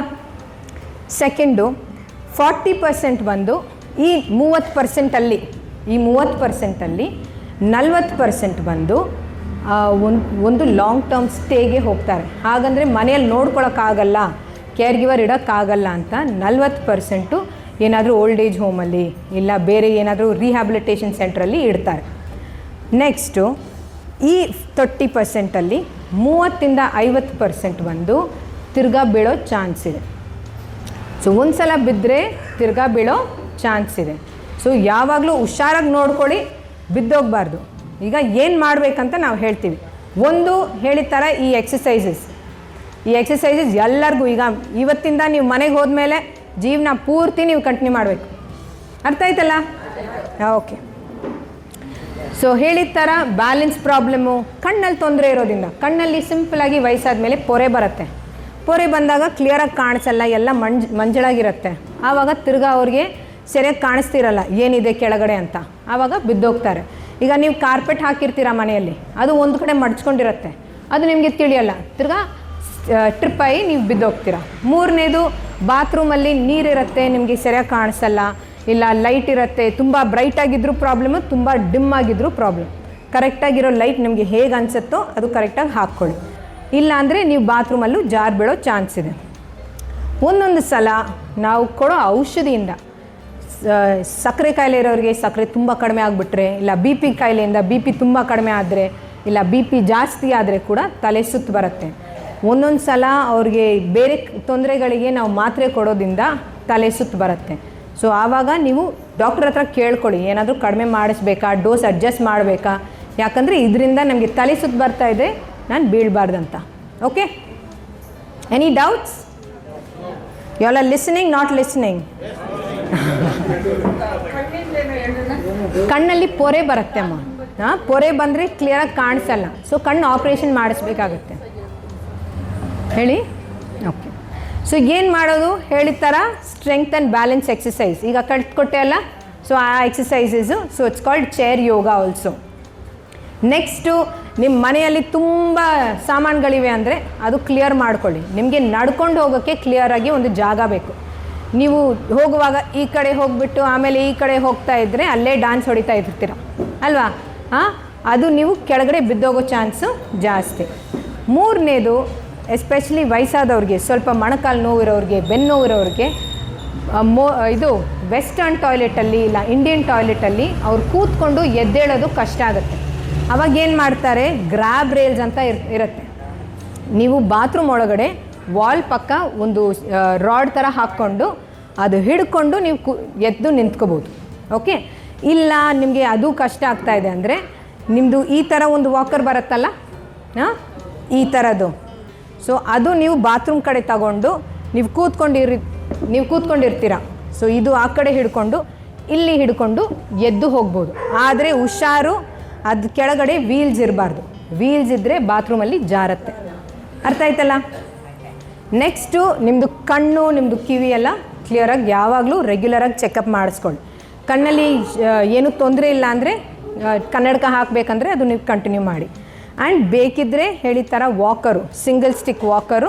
ಮಾಮೂಲಾಗಿ ನಾವು ಹೇಳೋದು ಏನಂದರೆ ಬೆಟರ್ ಗ್ರಿಪ್ ಸಿಗೋಕ್ಕೆ ಈ ಥರ 4 ಬರುತ್ತೆ ನೋಡಿ ಕೆಳಗಡೆ, 4 ಲೆಗ್ಸು, ಅದು ನೀವು ತಗೋಬೋದು ವಿತ್ ಎ ಸಿಂಗಲ್ ಸ್ಟಿಕ್. ಇಲ್ಲ ಅದು ಕಷ್ಟ ಆಗ್ತಾ ಇದೆ ಅಂದರೆ ಇದು ತಗೋಬೋದು. It is called a Zimmer frame, ಅದು ನೀವು ತಗೋಬೋದು. Yes, correct, thank you. So ಇದು ನೀವು ತಗೋಬೋದು. ಓಕೆ. ಇದು ಎಂಡಲ್ಲಿ ನೋಡಿ ಒಂದೇ ಒಂದು ಸ್ಟಿಕ್ ಇದ್ದರೆ ಸ್ಲಿಪ್ ಆಗೋ ಚಾನ್ಸ್ ಜಾಸ್ತಿ. ಸೊ ಇದು 4 ಇರೋದು ಒಳ್ಳೆಯದು. ಗುಡ್ ಒನ್ಸ ಅಮ್ಮ, ಇದು ಕೊಟ್ಬಿಡಿ, thank you. Okay. And next ನಿಮ್ಮ ಚಪ್ಪಲಿಗಳು ನೋಡ್ಕೊಳ್ಳಿ. ಈಗ ಶುಗರ್ ಪೇಷಂಟ್ಗೆ ಅವ್ರು ಹೇಳ್ತಾ ಇದ್ದರು, ಶುಗರ್ ಜಾಸ್ತಿ ಇದ್ದಾಗ ಏನಾಗುತ್ತೆ, ನಮಗೆ ಸಕ್ಕರೆ ಕಾಯಿಲೆ ಇದೆ ಅಂತ ತಿಳಿಯೋಕ್ಕೆ ಮುಂಚೆನೇ ನಮ್ಮದು ನರ ಸ್ವಲ್ಪ ಎಫೆಕ್ಟ್ ಆಗಿಬಿಡುತ್ತೆ. ಆದ್ದರಿಂದ ಈ ಥರ ಕಾಲಲ್ಲಿ ಜೋಮ್ ಇರೋದು, ಸೆನ್ಸೇಷನ್ ಇರಲ್ಲ, ಮತ್ತು ಚಪ್ಪಲಿ ಹಾಕ್ಕೊಂಡಿರೋದು ತಿಳಿಯಲ್ಲ. ಆವಾಗ ನೀವೇನು ಮಾಡಬೇಕು, ಈಗ ಚಪ್ಪಲಿ ಹಾಕ್ಕೊಂಡಿರೋದು ನಿಮಗೆ ತಿಳಿತಾ ಇಲ್ಲ, ನೀವು ಮಾಮೂಲಾಗಿರೋ ಹವಾಯಿ ಚಪ್ಪಲಿ ಥರ ಹಾಕ್ಕೊಂಡ್ರೆ ಅದು ನಿಮ್ಮ ಕಾಲಿಂದ ಜಾರು ಬಿದ್ದರೂ ನಿಮಗೆ ತಿಳಿಯಲ್ಲ. ಸೊ ಆವಾಗ ನೀವು ಸ್ಟ್ರ್ಯಾಪ್ ಹಾಕ್ಕೊಳ್ಳೋ ಸ್ಯಾಂಡಲ್ ಥರ ನೀವು ಹಾಕಿಸ್ಬೇಕು, ಇಲ್ಲ ಶೂ ಏನಾದರೂ ಹಾಕಬೇಕು ಪ್ರಾಪರ್ ಗ್ರಿಪ್ ಜೊತೆಗೆ. ಆ್ಯಂಡ್ ಕೆಳಗಡೆ ಸ್ಲಿಪ್ ಆಗಬಾರ್ದು, ಆ ಥರ ಇರೋ ಚಪ್ಪಲಿ ನೀವು ನೋಡಿಕೊಂಡು ಚೂಸ್ ಮಾಡಿ. ಇನ್ನೊಂದು important topic, memory loss. Okay. So memory ಅಂದರೆ ಏನು? ಜ್ಞಾಪಕ ಶಕ್ತಿ. ಕರೆಕ್ಟ್. ಸೊ ಈಗ ನಾನು ಬೆಳಗ್ಗೆ ಎದ್ದು ಅಡುಗೆ ಮಾಡಿಬಿಟ್ಟು ರೆಡಿ ಆಗಿಬಿಟ್ಟು ಸ್ನಾನ ಎಲ್ಲ ಮಾಡಿಬಿಟ್ಟು ರೆಡಿ ಆಗಿಬಿಟ್ಟು ಅಯನ್ ಮಾಡಿ ಬಟ್ಟೆ ಹಾಕ್ಕೊಂಡು ಇಲ್ಲಿ ಟೈಮ್ ಬರಬೇಕಂದ್ರೆ ಅದಕ್ಕೆಲ್ಲ ನಂದು ಜ್ಞಾಪಕ ಶಕ್ತಿ ಬೇಕಿದೆ. ಕರೆಕ್ಟ್ ಅಲ್ವಾ? ಇಲ್ಲ ಅಂದರೆ ನಾನು ಏನು ಮಾಡ್ತಾಯಿದ್ರೆ ಹೇಗಾದರೂ ಹೋಗಲಿ ಅಂತ ನಾನು ಯಾವಾಗಾದರೂ ಎದ್ದುಕೊಂಡು ಯಾವಾಗಾದರೂ ಏನಾದರೂ ಮಾಡ್ಕೊಂಡಿರ್ತೀನಿ, ಇಲ್ಲ ಅಂದರೆ ಹಾಗೆ ಮಲ್ಕೊಂಡಿರ್ತೀನಿ.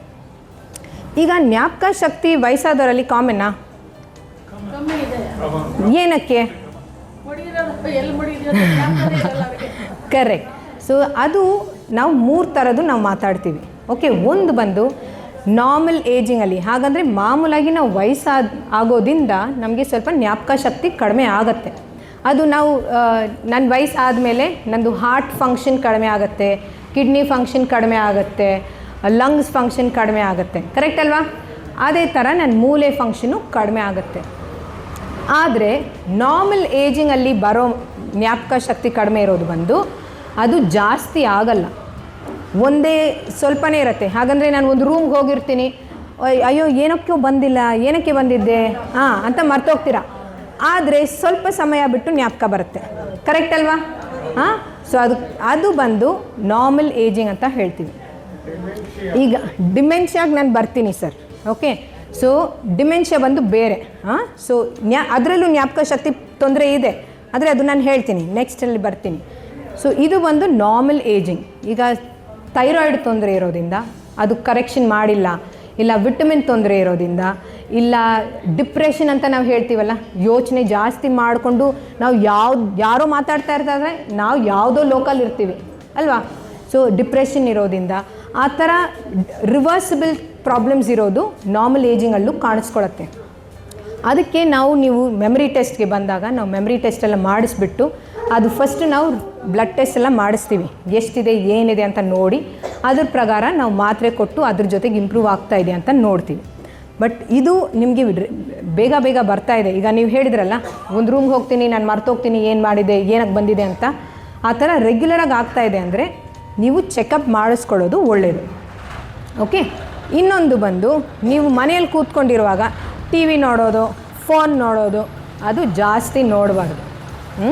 ನೀವು ಹಾಡು ಕೇಳ್ಬೋದು, ಹಾಡು ಕೇಳಿಕೊಂಡು ನೀವು ಹೊಸ ಹಾಡು ಕಲ್ತ್ಕೋಬೋದು, ಇಲ್ಲ ಅದ್ರ ಜೊತೆಗೆ ಹಾಡ್ಬೋದು, ಇಲ್ಲ ಬುಕ್ ಓದ್ತೀರಾ, ಇಲ್ಲ ಶ್ಲೋಕ ಹೇಳ್ತೀರಾ ಅಂದರೆ ಅದು ಹೇಳಿದ ಮೇಲೆ ನೀವು ಬರೆಯೋದು, ಇಲ್ಲ ಏನು ಬುಕ್ ಓದ್ತಿರೋ ಅದು ಓದಿದ ಮೇಲೆ ಬುಕ್ ಮುಚ್ಚಿಬಿಟ್ಟು ಏನು ಜ್ಞಾಪಕ ಬಂದಿದೆಯೋ ಅದು ಬರೆಯೋದು, ಮತ್ತು ಪಝಲ್ಸ್ ಮಾಡೋದು, ಬ್ರೈನ್ ಎಕ್ಸಸೈಸಸ್ ಮಾಡೋದು. ಒಬ್ಬೊಬ್ಬರು ಮ್ಯಾಥ್ಸಲ್ಲಿ ತುಂಬ ಚೆನ್ನಾಗಿರ್ತಾರೆ, ಅರಿಥ್ಮೆಟಿಕಲ್ಲಿ. ಸೊ ಸಿಂಪಲ್ ಅರಿಥ್ಮೆಟಿಕ್ ಸಮ್ಸ್ ಮಾಡೋದು, ಮತ್ತು ಫ್ಲ್ಯಾಶ್ ಕಾರ್ಡ್ಸ್ ಅಂತ ಒಂದಿದೆ. ಹಾಗಂದರೆ ಒಂದು ಸೆಟ್ ಆಫ್ ಕಾರ್ಡ್ಸ್, ಅದರಲ್ಲಿ ಫ್ರೂಟ್ಸ್ ಅಂತ ಇರುತ್ತೆ, ಬರ್ಡ್ಸ್ ಅಂತ ಇರುತ್ತೆ. ಸೊ ನೀವು ನಿಮಗೆ ಟೈಮ್ ಕೊಟ್ಬಿಡಿ, 1 ನಿಮಿಷ ಅಂತ ಕೊಡಿ. 1 ನಿಮಿಷ ಕೊಟ್ಕೊಂಡು ಸೊ ಅದು 1 ನಿಮಿಷ ಕೊಟ್ಕೊಂಡು ಇದು ಏನು ಅಂತ ಹೇಳಿಕೊಂಡು ಅದರ ಜೊತೆಗೆ ನಿಮಗೆ ತಿಳಿಯುತ್ತೆ ನಿಮಗೆ ಎಷ್ಟು ಜ್ಞಾಪಕ ಶಕ್ತಿ ಇದೆ ಅಂತ. ಓಕೆ, ಸೊ ಅದೆಲ್ಲ ನಾವು ಮೈಂಡ್ ಎಕ್ಸಸೈಸಸ್ ಅಂತ ನಾವು ಹೇಳ್ತೀವಿ. ನಾವು ಹೇಳಿದ ಥರ ಮೆಮೊರಿದು ಬಂದು 3 ವಿಧ ಇರುತ್ತೆ. ಒಂದು ನಾರ್ಮಲ್ ಏಜಿಂಗ್, ಹಾಗಂದರೆ ವಯಸ್ಸಾಗೋದ್ರಿಂದ ನಮ್ಮದು ಜ್ಞಾಪಕ ಶಕ್ತಿ ಸ್ವಲ್ಪ ಕಡಿಮೆ ಆಗುತ್ತೆ. ಎರಡನೇದು ಕಾಗ್ನಿಟಿವ್ ಇಂಪೇರ್ಮೆಂಟ್ ಅಂತ. ಕಾಗ್ನಿಟಿವ್ ಇಂಪೇರ್ಮೆಂಟ್ ಅಂದರೆ ಈಗ ನಮ್ಮದು ಜ್ಞಾಪಕ ಶಕ್ತಿ ಫಸ್ಟ್ ನಾರ್ಮಲ್ ಏಜಿಂಗಲ್ಲಿ ಬಂದಾಗ ನಿಮ್ಮದು ಡೈಲಿ ಕೆಲಸ ಮಾಡೋದ್ರಲ್ಲಿ ಏನೂ ತೊಂದರೆ ಬರೋಲ್ಲ. ಆದರೆ ಕಾಗ್ನಿಟಿವ್ ಇಂಪೇರ್ಮೆಂಟ್ ಸೆಂಟ್ರಲ್ ಬರೋದು. ಹಾಗಂದರೆ ನೀವು ಅಡುಗೆ ಮಾಡ್ತಾ ಇರ್ತೀರಾ, ಸ್ಟವ್ ಆಫ್ ಮಾಡೋಕ್ಕೆ ಮರ್ತೋಗ್ತೀರಾ, ತೊಂದರೆ ಆಗುತ್ತಲ್ಲ. ಎರಡನೇದು ಮಾಮೂಲಾಗಿ ನೀವು ಅಂಗಡಿಗೆ ಹೋಗ್ತೀರಾ, ಮುಂಚೆ ಹೇಗೆ ಹೋಗ್ತಾಯಿದ್ರು, ಆದರೆ 10 ಐಟಮ್ ತೊಗೊಂಡು ಬರೋಕ್ಕೆ ಬದಲು 2 ಮಾತ್ರ ತೊಗೊಂಡು ಬರ್ತೀರಾ. ಕರೆಕ್ಟು, ಅದು ಕೂಡ. ಓಕೆ, ಮೂರನೇದು ಬಂದು ನೀವು ಮಾಮೂಲಾಗಿ ಬ್ಯಾಂಕ್ ಹೋಗ್ತೀರಾ, ಬ್ಯಾಂಕಲ್ಲಿ ನೀವು ಟ್ರಾನ್ಸಾಕ್ಷನ್ಸ್ ಮಾಡ್ತೀರಾ, ಆದರೆ ಈಗ ನಿಮ್ಮದು ತೊಂದರೆ ಇರೋದ್ರಿಂದ ಅದು ಮರ್ತೋಗ್ತೀರಾ ಹೇಗೆ ಮಾಡೋದು, ಏನು ಮಾಡೋದಂತ. ಸೊ ಅದೆಲ್ಲ ನಾವು ಕಾಗ್ನಿಟಿವ್ ಇಂಪೇರ್ಮೆಂಟ್ ಅಂತ ಕರಿತೀವಿ. ಅದರಲ್ಲಿ ತಿರ್ಗಾ ಮೈಲ್ಡ್, ಮಾಡ್ರೇಟ್, ಸಿವಿಯರ್ ಅಂತ ಇದೆ. ಒಂದೊಂದು ಸಲ ನಾವು ಮಾಮೂಲಾಗಿ ಹೋಗೋ ದಾರಿ ನಾವು ಮರ್ತೋಗ್ತೀರಿ, ಹೇಗೆ ವಾಪಸ್ ಬರೋದು ಮನೆಗೆ ಅಂತ. ಸೊ ಅದೆಲ್ಲ ನಾವು ಕಾಗ್ನಿಟಿವ್ ಇಂಪೇರ್ಮೆಂಟ್ ಅಂತ ಕರಿತೀವಿ. ಈಗ ಡಿಮೆನ್ಷಿಯಾ ಬಂದು ಅದು ಲಾಸ್ಟ್. ಡಿಮೆನ್ಷಿಯಾ ಹೇಗಂದರೆ ಜ್ಞಾಪಕ ಶಕ್ತಿ ಪೂರ್ತಿ ಇರಲ್ಲ ಅವ್ರಿಗೆ ತಿನ್ನಬೇಕು, ಅವ್ರಿಗೆ ಹಸಿವಾದರೂ ಕೂಡ ಹೇಳಬೇಕು, ಇಲ್ಲ ಅವ್ರಿಗೆ ಪಕ್ಕದಲ್ಲಿರೋರು ಯಾರು ಅಂತ ತಿಳಿಯಲ್ಲ, ಅವರು ಎದ್ದು ಬಾತ್ರೂಮ್ಗೆ ಹೋಗಬೇಕು ಅದೆಲ್ಲ ಅವ್ರಿಗೆ ತಿಳಿಯಲ್ಲ. ಯಾರಾದರೂ ಅವ್ರ ಪಕ್ಕದಲ್ಲೇ ಇರಬೇಕು ಯಾವಾಗಲೂ. ಇದು ಮಾಡಬೇಕು, ಬಾಯಲ್ಲಿ ಊಟ ಹಾಕಿದರೆ ಕೂಡ ಅದು ಚೂ ಮಾಡಬೇಕು, ನುಂಗ್ಬೇಕಂತ ತಿಳಿಯಲ್ಲ. ಎಸ್. ಸೊ ಈಗ ನಾನು ಹೇಳಿದ ಥರ dementia is a far fetched thing. First is normal ageing, ಆಮೇಲೆ ಯು ಹ್ಯಾವ್ ಕಾಗ್ನಿಟಿವ್ ಇಂಪೇರ್ಮೆಂಟ್, ಅದಾದಮೇಲೆ ಕಾಗ್ನಿಟಿವ್ ಇಂಪೇರ್ಮೆಂಟ್ ನಾವು ಟ್ರೀಟ್ ಮಾಡಿಲ್ಲ ಅಂದರೆ ಆವಾಗ ಡಿಮೆನ್ಷಿಯಾ ಅಂತ ಹೋಗುತ್ತೆ. ನಾವು ಡಿಮೆನ್ಷಿಯಾ ಇಸ್ ಲೈಕ್ ಫೀವರ್. ಈಗ ಫೀವರ್ ಬಂದು ನನಗೆ ಕಿವಿ ಇನ್ಫೆಕ್ಷನಿಂದ ಇರ್ಬೋದು, ಗಂಟ್ಲು ಇನ್ಫೆಕ್ಷನಿಂದ ಇರ್ಬೋದು, ಇಲ್ಲ ಯೂರಿನ್ ಇನ್ಫೆಕ್ಷನಿಂದ ಇರ್ಬೋದು, ನ್ಯೂಮೋನಿಯಿಂದ ಇರ್ಬೋದು. ಅದೇ ಥರ ಡಿಮೆನ್ಷಿಯಾ ಬಂದು ಅಲ್ಝೈಮರ್ಸ್ ಡಿಸೀಸ್ ಅಂತ ನೀವು ಕೇಳಿರ್ತೀರ, ಅದರಿಂದ ಇರ್ಬೋದು, ಇಲ್ಲ ವ್ಯಾಸ್ಕ್ಯುಲರ್ ಡಿಮೆನ್ಷಿಯಾ ಅಂತ ಇರ್ಬೋದು, ಮತ್ತು ಲೂಯಿ ಬಾಡಿ ಡಿಮೆನ್ಷಿಯಾ ಅಂತ ವಿಧವಾಗಿ ಡಿಮೆನ್ಷಿಯಾಗಳಿವೆ. But most common is Alzheimer's. ಅದಕ್ಕೆ ಯಾರಾದರೂ ಡಿಮೆನ್ಷಿಯಾ ಅಂತ ಹೇಳಿದರೆ ಎಲ್ಲರೂ ಅಲ್ಝೈಮರ್ಸ್ ಡಿಸೀಸ್ ಅಂತ ಅನ್ಕೋತೀವಿ. But again it is a type of dementia. ಅರ್ಥ ಆಯ್ತಲ್ಲ? Any doubts so far? Sorry, symptoms main ಜ್ಞಾಪಕ ಶಕ್ತಿ ಕಡಿಮೆ ಆಗೋದು, ಅವ್ರು ರೆಗ್ಯುಲರಾಗಿ ಕೇಳಿದ್ದೆ ತಿರ್ಗಾ ಕೇಳೋದು, ಓಕೆ, ಮತ್ತು ಅವ್ರು ಹೇಳಿದ್ದು ತಿರ್ಗಾ ಹೇಳ್ತಾರೆ. ಈಗ ನಮ್ಮ ಮೆಮರಿ ಹೇಗಂದರೆ ಫಸ್ಟ್ ನಮ್ಮ ಸಣ್ಣ ವಯಸ್ಸಲ್ಲಿ ಹೇಗಿದ್ವಿ ಅದ್ರ ಮೇಲೆ ಮಿಕ್ಕಿದ್ದು ಸುತ್ತಿ ಅದು ಲಾಸ್ಟ್ ಮೆಮರಿ ಬಂದು, ಈಗ ನೆನ್ನೆ ಏನಾಗಿದೆ ಅದು ಲಾಸ್ಟ್ ಸರ್ಕಲ್ ಆಗಿರುತ್ತೆ. ಈಗ ನಮ್ಮದು ಮೆಮರಿ ಹೋಗುವಾಗ ಕೂಡ ಲಾಸ್ಟ್ ಸರ್ಕಲಿಂದ ಒಳಗಡೆ ಬರುತ್ತೆ. ಸೊ ನಮ್ಮದು ಯಾವಾಗಲೂ ಆ ಪೇಷಂಟ್ ಬಂದು ಮಾಮೂಲಾಗಿ ಮಾಡೋದಕ್ಕೆ ಸರಿಯಾಗಿ ಮಾಡಲ್ಲ, ಇಲ್ಲ ಅಂದರೆ ಎಲ್ಲಾದರೂ ಇಟ್ಬಿಟ್ಟು ಇಲ್ಲ ನೀವು ತಗೊಂಡಿದ್ದೀರಾ ನನಗೆ ಎಲ್ಲಿದೆ ಅಂತ ಗೊತ್ತಿಲ್ಲ, ನೀವು ತಿರ್ಗಾ ಕೇಳಬೇಡಿ ಅಂತ ಕೋಪ ಮಾಡಿಸ್ಕೋತಾರೆ. ಇಲ್ಲ ಅಂದರೆ ಅವರು ಹೇಳಿದ ಥರ ಕೇಳಿದ್ದು ತಿರ್ಗಾ ಕೇಳ್ತಾ ಇರ್ತಾರೆ. ನೀವು 10 ಸಲ ಹೇಳಿರ್ತೀರ, ಅವ್ರು ತಿರ್ಗಾನೇ ಅದೇ ಕೇಳ್ತಾ ಇರ್ತಾರೆ. ಇಲ್ಲ ಅಂದರೆ ಪ್ರಿಕಾಷನ್ಸ್ ನಾನು ಬರ್ತೀನಿ. Okay, so this is the management. Okay, precautions ಬಂದು 1 ಮಿನಿಟ್. ಮೇನಾಗಿ ಅದು ಅಲ್ಝೈಮರ್ಸ್ ಇದ್ದರೆ, ಅದು ವ್ಯಾಸ್ಕ್ಯುಲರ್ ಡಿಮೆನ್ಷಿಯಾ ಇದ್ದರೆ ಅದಕ್ಕೆ ಸ್ಪೆಸಿಫಿಕ್ ಮೆಡಿಕೇಷನ್ಸ್ ಇದೆ. ಸೊ ಅದಕ್ಕೆ ಟ್ರೀಟ್ಮೆಂಟ್ನ ಕೊಡಿಸ್ಬೇಕು. ಆದರೆ ಒಂದೊಂದು ಸಲ 2-3 ವರ್ಷ ಆಗುತ್ತೆ ಒಬ್ಬೊಬ್ಬರಿಗೆ ಆಸ್ಪತ್ರೆಗೆ ಕರ್ಕೊಂಡು ಬಂದು ಇವ್ರಿಗೆ ತೊಂದರೆ ಇದೆಯಪ್ಪ ಅಂತ. ಅದಕ್ಕೆ ಮುಂಚೆ ಅವ್ರಿಗೆ ತಿಳಿಯಲ್ಲ. ಸೊ ಅದು ಒಂದು ಮೆಡಿಕೇಷನ್ಸ್ ಒಂದು. ಎರಡನೇದು ಬಂದು ಮೈಂಡ್ ಸ್ಟಿಮ್ಯುಲೇಷನ್ ಆ್ಯಕ್ಟಿವಿಟೀಸ್. ಈಗ ನಾನು ಎಕ್ಸಸೈಸಸ್ ನಿಮಗೆ ಹೇಳಿದ್ನಲ್ಲ, ಇದು ಮಾಂಸ ಜಾಸ್ತಿ ಮಾಡೋಕ್ಕೆ, ಅದೇ ಥರ ಮೂಳೆ ಶಕ್ತಿ ಎಕ್ಸಸೈಸಸ್ಸು ಬಂದು ಪಝಲ್ಸ್ ಮಾಡೋದು, ಡೈಲಿ ವಾಕಿಂಗ್ ಹೋಗೋದು, ನಿಮ್ಮ ಮೈಂಡ್ ಪಾಸಿಟಿವ್ ಆಗಿ ಇಟ್ಕೊಳ್ಳೋದು. ನೀವು ಎಷ್ಟು ಬೇಜಾರು ಮಾಡ್ತಿರೋ, ನಿದ್ರೆ ಮಾಡೋಲ್ವೋ, ಇಲ್ಲ ನೀವು ಯೋಚನೆ ಜಾಸ್ತಿ ಮಾಡ್ಕೊಂಡಿರ್ತೀರಾ, ಇಲ್ಲ ಎಲ್ಲರ ಬಗ್ಗೆನೂ ಇಲ್ಲ ನೆಗೆಟಿವ್ ಆಗಿ ಮಾತಾಡ್ತಾ ಇದ್ದರೆ ಆವಾಗ ನಿಮಗೆ ತೊಂದರೆ ಜಾಸ್ತಿ ಆಗುತ್ತೆ. ಓಕೆ, ಸೊ ಮಿಕ್ಕಿದ್ದು ಮೈಂಡ್ ಸ್ಟಿಮ್ಯುಲೇಷನ್ ಎಕ್ಸಸೈಸ್ ಬಂದು ಬುಕ್ ಓದೋದು, ಓದಿದ ಮೇಲೆ ಬರೆಯೋದು, ಅದೆಲ್ಲ ಮೈಂಡ್ ಸ್ಟಿಮ್ಯುಲೇಷನ್ ಎಕ್ಸಸೈಸ್. ಥೆರಪಿ ಬಂದು ಹಾಡು ಕೇಳೋದು ಇಸ್ ಅ ಸೂದಿಂಗ್ ಥೆರಪಿ. ಹಾಗಂದರೆ ನಿಮ್ಮ ಮೈಂಡ್ ರಿಲ್ಯಾಕ್ಸ್ ಆಗುತ್ತೆ. ಸೊ ಮೈಂಡ್ ರಿಲ್ಯಾಕ್ಸ್ ಆದಾಗ ನಿಮ್ಮದು ಮೆಮರಿ ಪವರ್ ಬೆಟರ್. ಓಕೆ, ಮತ್ತು ನೀವು ಡೈಲಿ ವಾಕಿಂಗ್ ಮಾಡಬೇಕು 30 ನಿಮಿಷ. ಎಷ್ಟು? ತುಂಬ ಬಿಸಿಲಿರಬಾರ್ದು. ಓಕೆ, ತುಂಬ ಬಿಸಿಲಿರಬಾರ್ದು. ನೀವು ಜಾಸ್ತಿ ವಾಕಿಂಗ್ ಮಾಡ್ತಾಯಿದ್ರೆ, ರೆಗ್ಯುಲರಾಗಿ ವಾಕಿಂಗ್ ಮಾಡ್ತಾಯಿದ್ರೆ ಅದರಲ್ಲಿ ಒಂದು ಅಂಶ ನಮ್ಮ ಮೈಯಲ್ಲಿ ಪ್ರೊಡ್ಯೂಸ್ ಆಗುತ್ತೆ. ಅದು ಜಾಸ್ತಿ ಇದ್ದರೆ, ಎಂಡಾರ್ಫಿನ್ ಅಂತ ನಾವು ಕರಿತೀವಿ, ಅದು ಜಾಸ್ತಿ ಇದ್ದರೆ ನಮ್ಮ ಮೂಳೆ ಶಕ್ತಿ ಜಾಸ್ತಿ ಬರುತ್ತೆ. Okay, I think I will stop here. ಏನಾದರೂ ಡೌಟ್ಸ್ ಇದೆ? ಇನ್ನೊಂದು loneliness and depression. Okay, so ನಮ್ಮ ಬೇಜಾರು ಆಗೋದು ನಮಗೆ ಕಷ್ಟ ಆಗುತ್ತೆ ಅಲ್ವಾ? ನಾವು ಬೇಜಾರಾದರೆ ಶುಗರು, BP ಮತ್ತು ಮೆಮರಿ ಪ್ರಾಬ್ಲಮ್ ಎಲ್ಲ ಜಾಸ್ತಿ ಆಗುತ್ತೆ. ಸೊ ಎಷ್ಟಾಗುತ್ತೋ ಸ್ವಲ್ಪ ಅವಾಯ್ಡ್ ಮಾಡಿಕೊಂಡು ನಿಮ್ಮ ಮೈಂಡು ಮಾಡಿ ನೆಟ್ಟಿಗಿದ್ರೆ ಮಿಕ್ಕಿದ್ದು ಮೈ ಕರೆಕ್ಟಾಗಿರುತ್ತೆ. ಕರೆಕ್ಟ್ ಅಲ್ವಾ? ಓಕೆ, ಏನಾದರೂ ಡೌಟ್ಸ್ ಇದೆಯಾ? ಸೊ ವಯಸ್ಸಾದಮೇಲೆ ನಮ್ಮ ಮೈ ಒಳಗಡೆ ಒಂದು ಅಂಶ ಇದೆ sir. Okay, that will alter. So ಅದಕ್ಕೆ ನಾವು ಮೆಲಟೋನಿನ್ ಅಂತ ಒಂದು ರೆಗ್ಯುಲರ್ ಹಾರ್ಮೋನ್ ಕೊಡ್ತೀವಿ. ಈಗ ಅದು ನಮ್ಮ ಮೈಯಲ್ಲೂ ಇರುತ್ತೆ, ಎಲ್ಲರ ಮೈಯಲ್ಲೂ ಇರುತ್ತೆ. ಬಟ್ ವಯಸ್ಸಾದಮೇಲೆ ಅದು ಸ್ವಲ್ಪ ಕಡಿಮೆ ಆಗುತ್ತೆ.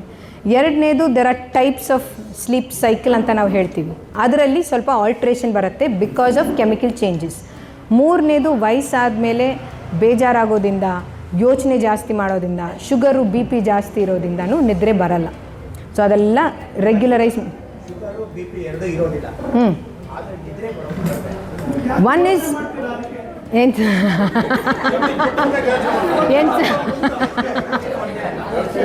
C mind is a very important thing. Your mind has to be controlled well and stay positive. You will automatically sleep. ಇನ್ನೊಂದು, ನಾವು ವಯಸ್ಸಾದ ಮೇಲೆ ಏನು ಮಾಡ್ತೀವಿ, TV ಕೂತ್ಕೊಂಡು ನೋಡ್ತಾ ಇರ್ತೀವಿ, ಡಡಕ್ ಅಲ್ವಾ? 10 ಸೆಕೆಂಡ್ ಆ ಥರ, ಇಲ್ಲ 10 ನಿಮಿಷ ಅಂತಲೇ ಇಟ್ಕೊಳ್ಳಿ. ಆ ಥರ ಒಂದು ದಿವಸಕ್ಕೆ 10 ಸಲ ಮಾಡಿದರೆ ನಿಮ್ಮದು ಮೈಯಲ್ಲಿ your body is not tired enough that it needs rest. ಅಷ್ಟೇ, ಕರೆಕ್ಟ್ ಸರ್. ನಾನು ನನ್ನ ಪೇಷಂಟ್ಸ್ಗೆ ಏನು ಹೇಳ್ತೀರಂದರೆ, you have lived your life.